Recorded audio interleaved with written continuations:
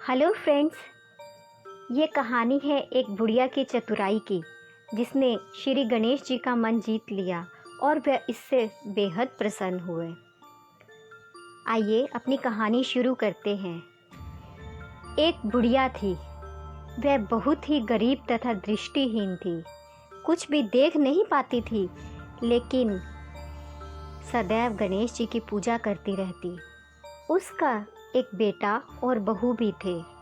वह अपने परिवार के साथ श्री गणेश की पूजा करती।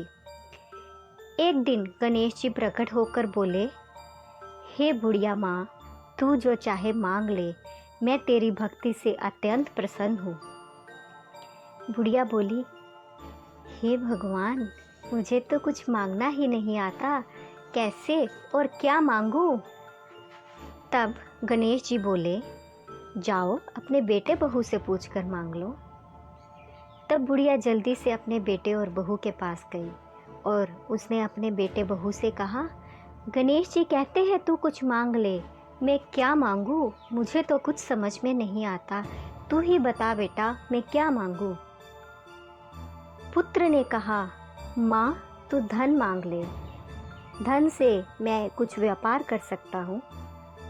उससे पूछा तो बहू ने कहा, माँ मुझे तो संतान की इच्छा है, तू नाती मांग ले। तब बुढ़िया ने सोचा कि ये सब तो अपने अपने मतलब की ही बात कह रहे हैं। अतः बुढ़िया ने पड़ोसिनों से पूछा। तब एक पड़ोसिन ने कहा, बुढ़िया तू तो थोड़े दिन की मेहमान है और कितने दिन जिएगी, तू धन मांगकर या फिर नाती मांगकर क्या करेगी? तू तो अपनी आंखों की रोशनी मांग ले, जिससे तेरी ज़िंदगी आराम से कट जाएगी। बुढ़िया बहुत चालाक थी।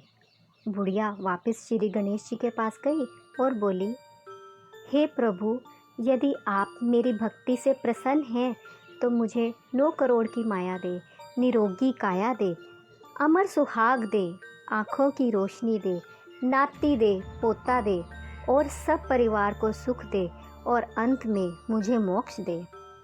यह सुनकर गणेश जी बहुत हंसे और बोले, बुढ़िया माँ, तूने तो मुझे ठग लिया। फिर भी जो तूने मांगा है वह वचन के अनुसार तुझे सब मिलेगा। और ये कहकर गणेश जी अंतर्धान हो गए। उधर बुढ़िया माँ ने जो कुछ भी मांगा वह सब कुछ उसे मिल गया। हे श्री गणेश जी महाराज, जैसे तुमने उस बुढ़िया को सब कुछ दिया, वैसे ही हम सबको सब कुछ देना। अगर मेरी कहानी पसंद आई हो तो लाइक एंड सब्सक्राइब करें। Thank you. Hope you liked the video. Please like and subscribe to the channel for more videos.